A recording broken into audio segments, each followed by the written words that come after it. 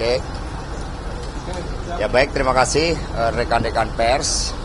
Saya telah menunaikan undangan yang ditujukan kepada saya atas beberapa pernyataan yang dimuat di media TV nasional, yaitu Liputan 6 SCTV dan Kompas TV.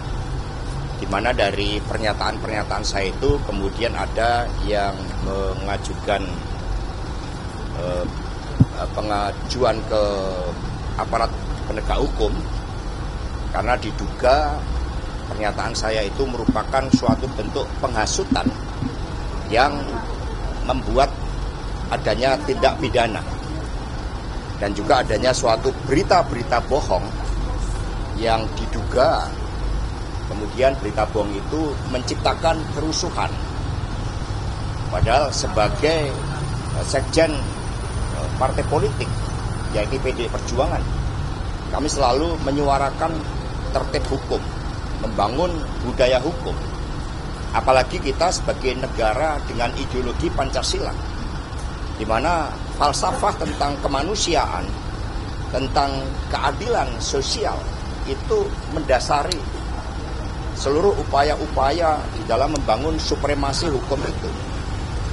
Karena republik ini dibangun dari suatu mimpi untuk melepaskan diri dari berbagai keterjajahan kita. Sehingga muncul gagasan-gagasan kebebasan berserikat, berkumpul, dan menyampaikan pendapat. Dan para pendiri bangsa kita karena perjuangannya itu kemudian dikenakan hukum-hukum kolonial.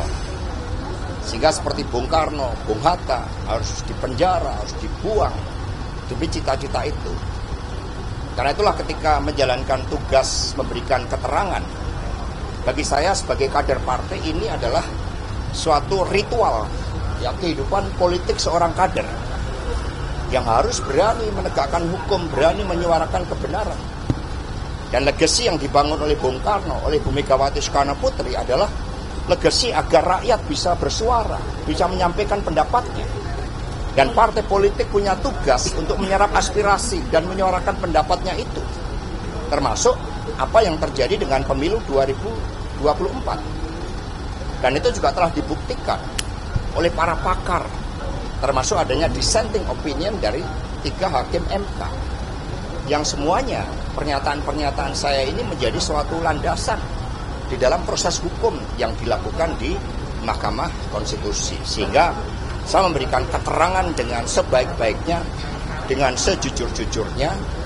Dan kemudian karena yang saya sampaikan ini terkait juga dengan produk jurnalistik yang diatur dengan undang-undang pers, dan kebebasan pers itu merupakan bagian dari amanat reformasi yang kita perjuangkan dengan susah payah oleh mahasiswa. Terutama kalau kita lihat sejarah reformasi oleh Bu Megawati Soekarno Putri, yang kemudian keliling ke seluruh Indonesia mendengarkan suara rakyat yang saat itu tidak bisa bersuara. Dan itulah yang kami lakukan di dalam menjaga demokrasi dan supremasi hukum itu.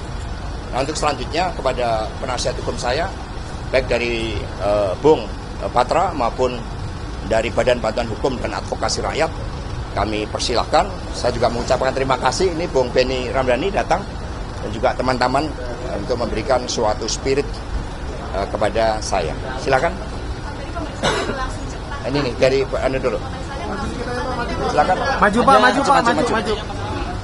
Ada 2 yang perlu disampaikan. Pemeriksaan ini dilakukan oleh 4 penyidik. Penyidik pada saat bertanya kepada Pak Hasto menyampaikan bahwa undangan hari ini adalah undangan klarifikasi yang tidak wajib dihadiri. Saya ulang, undangan klarifikasi yang tidak wajib. Namun karena Pak Hasto ingin memberi contoh bahwa Pak Hasto adalah warga negara, sekjen partai yang menaati hukum, maka hadir sekarang. Ya. Apa yang dituduhkan, apa yang dilaporkan, ada 3 pasal. Yang pertama pasal 160 KUHP yang digunakan pemerintah Hindia Belanda kolonial untuk menjerat para pemimpin kita pada waktu itu. Hadzai artikel, pasal-pasal penyebar kebencian. Yang kedua, pasal 28 dan pasal 45A Undang-Undang ITE. Sebagaimana Pak Hasto sampaikan bahwa karena ini adalah produk jurnalisme, untuk menghormati hukum, penyidik mempersilahkan kita untuk Pak Hasto ke Dewan Pers terlebih dahulu. Oleh karenanya, mengapa hanya 4 pertanyaan? Jadi, ini sekali lagi adalah hak Pak Hasto untuk menyuarakan kebenaran, termasuk kecurangan pemilu yang sudah menjadi pertimbangan Hakim Majelis Konstitusi di 3 dissenting opinion. Ya, jadi itu kenapa.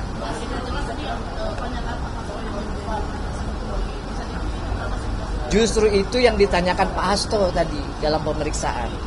Sebelum melanjutkan, Pak Hasto tadi bertanya malah klarifikasi pernyataan apa yang katanya menghasut, pernyataan apa yang katanya membuat keonaran. Justru kita bertanya ke sini. Nah, namun seperti yang saya sampaikan, di garis bawahi ini tidak wajib hadir, tapi Pak Hasto hadir pagi ini.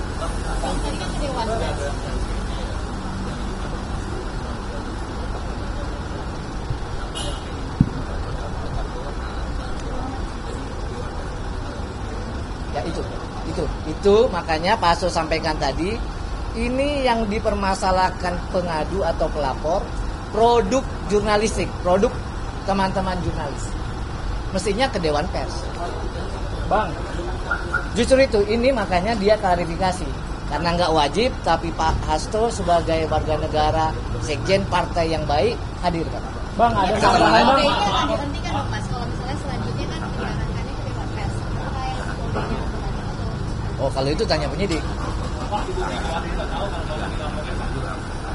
Ya sudah, saya melaporkan kepada beliau ya, dan jalankan kewajiban sebagai seorang warga negara yang taat pada hukum.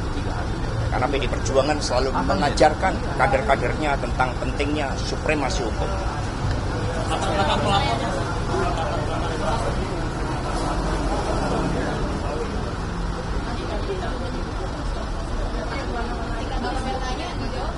Justru laporannya kan, kita baca laporannya. Laporannya ini kan kaitannya dengan kecurangan pemilu, katanya pernyataan. Lalu katanya ada unsur pidana. Justru kami tanya, Pak Hasto tanya. Gitu loh. Ya tentu prosedurnya kan ke Dewan Pers dulu dong kita. Ya kan? Mas Hasto, ini ketahuan sih Pak, pelapornya ini siapa Pak? Ya Pak. sebelum Dr. Baswedan dan BW viral, apa yang dibicarakan dengan tiga tokoh tersebut? Yaitu kebersamaan dalam forum akademik. Seperti yang disampaikan oleh Prof.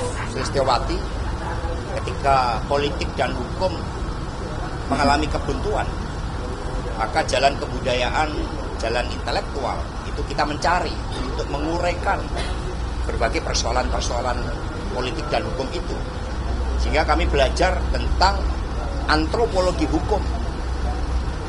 Itu merupakan hal yang sangat positif sebagai suatu pencerahan. Jadi bagi PD Perjuangan juga tradisi kepemimpinan intelektual inilah yang terus kami lakukan untuk mengurai titik-titik kebuntuan antara politik dan hukum tadi. Mas Hasto, ada dugaan pengambilan terlapor ya Pak, tapi kan dari penyidik mengarahkan itu ke Dewan Pers. Tahap yang didesak.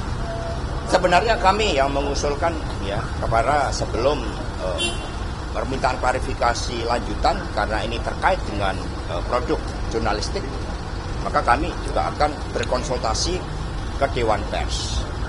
Tapi prinsipnya saya bertanggung jawab penuh terhadap apa yang saya sampaikan, baik secara politik, secara hukum, maupun secara sosial. Dan tidak ada suatu pernyataan-pernyataan yang saya sampaikan yang bertujuan, bermaksud menghasut, menggerakkan orang di muka umum untuk melakukan tindak pidana, apalagi juga menciptakan suatu kerusuhan. Kalau misalnya ada dugaan pembunuhan, Mas, siapa yang kira-kira juga ini? Ya namanya dugaan biasa di dalam kehidupan politik. Mas, mengetahui identitas pelaku, informasi pelaku politik mungkin.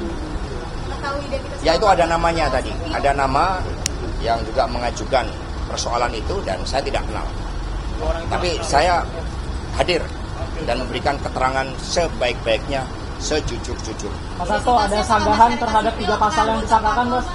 Ada sanggahan terhadap 3 pasal yang disangkakan? Ya tentu, karena kami berbicara kan juga berdasarkan pendapat para pakar, termasuk rekan-rekan pers, pendapat para mahasiswa, yang semua kami dengarkan dan kemudian kami suarakan. Juga pendapat dari kalangan seniman, budayawan, MK, ya semua merupakan bagian karena rasa cinta terhadap kebenaran itu.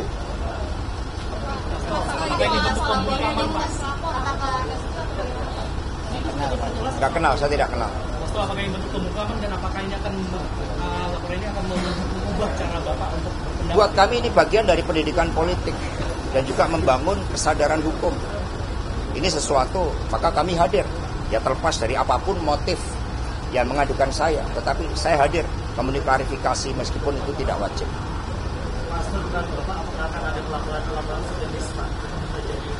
Ya itu dinamika kehidupan, ya kita lihat. Penegasan Pak, jadi Bapak nggak tahu ya Bapak ini ucapan pernyataan apa sih yang sudah Bapak pun bingung sampai saat ini. Ada dari wawancara saya di Liputan 6 dan Kompas TV.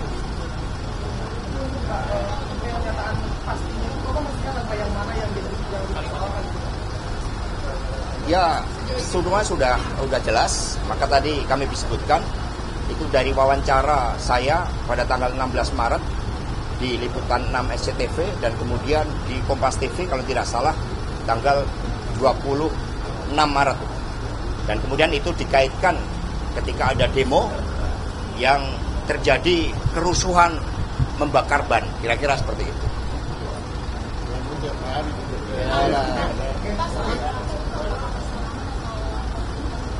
Ya apapun, ya dengan pelaporan itu saya memberikan keterangan sebaik-baik. Ya cukup ya.